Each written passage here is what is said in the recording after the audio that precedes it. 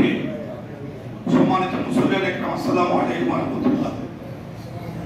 শুরুতে ইমাম সাহেব বলেছেন যে ওনার চোখে দেখা গতকালকে তার অসুস্থকালীন সময় থেকে আজ পর্যন্ত তার শুভাকাঙ্ক্ষী, তার পরিবারের সদস্য, দলীয় সহকর্মী, মানুষের যে বাক বাংলা স্রোত, মানুষের যে আগ্রহ, তার প্রতি ভালোবাসা, মানুষের উপস্থিতি প্রমাণ হয়েছে।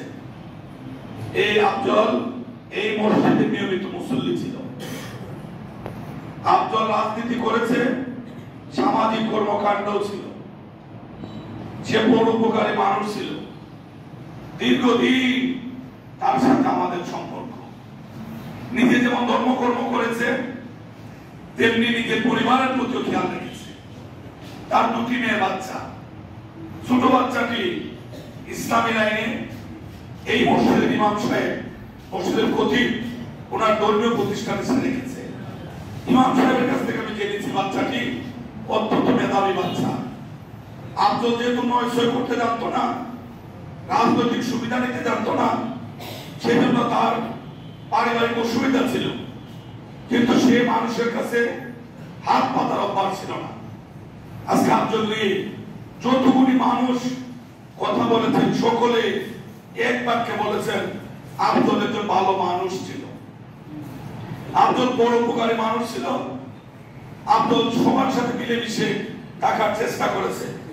আমরা আজকে এই দিনে মহান আল্লাহর কাছে দোয়া করব, আল্লাহ ইমাম সাহেব সহ যত মানুষ কথা বলেছে সকলে এক বাক্যে বলেছে আপনার এই বান্দা ভালো মানুষ ছিল। আপনাদের সকলের এই ভালো বলাকে সাক্ষী হিসেবে আল্লাহ আপনি কবুল করুন, আমিন। এবং তার পরিবার পরিজন যেন এই সুখ সইতে পারে, আল্লাহ সেই তৌফিক দেন। তার দুটি বাচ্চা স্কুলে পড়ে, আমাদেরও দায়িত্ব আছে, দল দলীয় ভাবে দেখবে।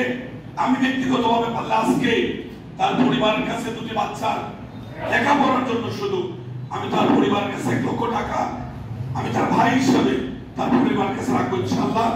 আরো যারা আছেন আমি অনুরোধ করব, আফজল আপনাদের সাথে ছিল, অনেকে অনেকভাবে বলেছেন, আমি অনুরোধ করতে চাই যে আপনারা সকলে এই পরিবারটির পাশে নির্দ্বিধায় দাঁড়িয়ে প্রমাণ করুন আফজল আপনাদের প্রাণে ছিল।